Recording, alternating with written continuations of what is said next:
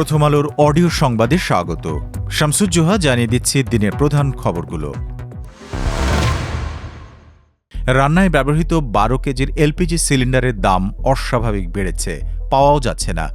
2 সপ্তাহ ধরে ধারাবাহিকভাবে বাড়ছে এলপিজির দাম। ঢাকার 4টি খুচরা বিক্রেতার সঙ্গে কথা বলে জানা গেছে, তারা চাহিদা দিলেও এলপিজির সরবরাহ নেই, তাই ক্রেতারা চাইলেও দিতে পারছেন না। তাদের বাড়তি দাম দিয়ে কিনে নিতে হচ্ছে, তাই তারাও বাড়তি দামে বিক্রি করছেন। 31 ডিসেম্বর মিরপুরের কাজীপাড়ায় 12 কেজি এলপিজি কিনতে দিতে হয়েছে 2100 টাকা পর্যন্ত। অথচ ডিসেম্বরে সরকার নির্ধারিত এলপিজির দাম 1253 টাকা। এই অস্বাভাবিক বাড়তি দামে বিস্ময় প্রকাশ করেছেন সারা দেশে এলপিজি সিলিন্ডার পরিবেশক সমিতির সভাপতি সেলিম খান। তিনি বলেন, অধিকাংশ কোম্পানি সরবরাহ বন্ধ রেখেছে। হাতে গোনা কয়েকটি কোম্পানির এলপিজি সরবরাহ করা হচ্ছে। 1000 সিলিন্ডারের চাহিদা দিলে 1200 থেকে 300 সিলিন্ডার পাওয়া যাচ্ছে। ট্রাক গিয়ে বসে থাকছে, ফলে খরচ বাড়ছে। তবে সরকারিভাবে দাম বাড়ানোর আগে বাজারে দাম বাড়ানো ঠিক নয় বলে মন্তব্য করেছেন তিনি। 4 জানুয়ারি বিইআরসির নতুন দাম ঘোষণার কথা রয়েছে। বিইআরসি ও এলপিজি ব্যবসায়ীদের সংগঠন এলপিজি অপারেটরস অব বাংলাদেশ লোয়াব সূত্র বলছে, শীতের সময় বিশ্ববাজারে এলপিজির চাহিদা বেড়ে যায়, এতে দামও কিছুটা বাড়তি থাকে। এর সঙ্গে এবার যুক্ত হয়েছে এলপিজি আমদানির জাহাজ সংকট। নিয়মিত এলপিজি পরিবহনের 29টি জাহাজ যুক্তরাষ্ট্রের নিষেধাজ্ঞার মধ্যে পড়েছে। পরিবহন খরচ বেড়ে গেছে, তারপরও চাইলেই জাহাজ পাওয়া যাচ্ছে না। এতে আগের মাসের তুলনায় গত মাসে এলপিজি আমদানি কমে গেছে।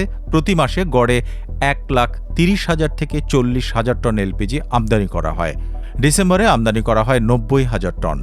আমদানির খরচ বাড়ায় কিছু কোম্পানি বাড়তি দাম রাখতে পারে। অনেকের জাতীয় পরিচয়পত্রে সচল সিম বা হ্যান্ডসেটের সংখ্যা অনেক বেশি দেখাচ্ছে বলে অভিযোগ উঠেছে। সমস্যার সমাধানে কিছুটা সময় লাগবে বলে জানিয়েছেন ডাক, টেলিযোগাযোগ ও তথ্য প্রযুক্তি মন্ত্রণালয়ের দায়িত্বপ্রাপ্ত প্রধান উপদেষ্টার বিশেষ সহকারী ফয়েজ আহমেদ তৈয়ব।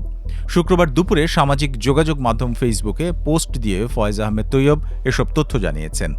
পোস্টে তিনি বলেন, national equipment identity register INER কার্যক্রম চালু হলেও আগামী 90 দিন কারো অবৈধ কিংবা ক্লোন করা হ্যান্ডসেট বন্ধ হবে না।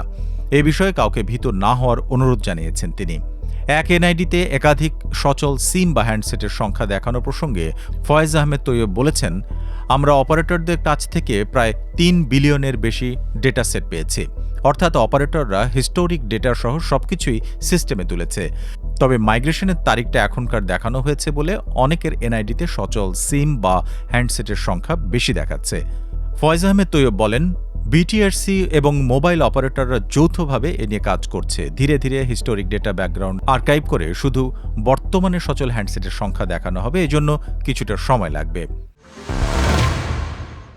রাজধানী ঢাকায় 2 দিনে কুয়াশার পরিমাণ অনেকটা কমে গেলেও শুক্রবার সকাল থেকেই কুয়াশায় ঢেকে আছে রাজধানীর চারদিক।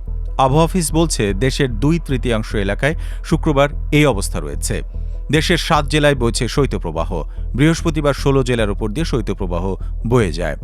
আবহাওয়া অধিদপ্তর থেকে বলা হয়, রাজধানীর সহ অন্তত 2/3 এলাকায় কুয়াশা ছড়িয়ে আছে।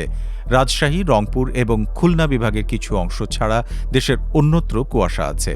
পশ্চিমা লঘুচাপ না থাকা কিংবা বাতাসের গতিবেগ কম থাকার পাশাপাশি বায়ুদূষণও কুয়াশার একটি কারণ। এদিকে রাজশাহীতে টানা 3 দিন ধরে মৃদু শৈত্যপ্রবাহ বয়ে যাচ্ছে।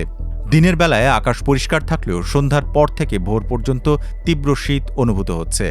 শুক্রবার সকালে জেলায় চলতি শীত মৌসুমের সর্বনিম্ন তাপমাত্রা 8.2 ডিগ্রি সেলসিয়াস রেকর্ড করা হয়েছে। রাজশাহী আবহাওয়া অফিস বলছে, শুক্রবার সকাল 9টায় এই তাপমাত্রা রেকর্ড করা হয়। এর আগে সকাল 6টার দিকে তাপমাত্রা ছিল 8.5 ডিগ্রি সেলসিয়াস। গত 2 দিন সর্বনিম্ন তাপমাত্রা ছিল 8.4 ডিগ্রি সেলসিয়াস। সেই হিসেবে শুক্রবারের তাপমাত্রায় চলতি মৌসুমের সর্বনিম্ন। এই ছিল এখনকার মতো প্রথম আলোর অডিও সংবাদ। শুনুন আমাদের ইউটিউব চ্যানেল, ফেসবুক পেজ এবং prothomalo.com-এ।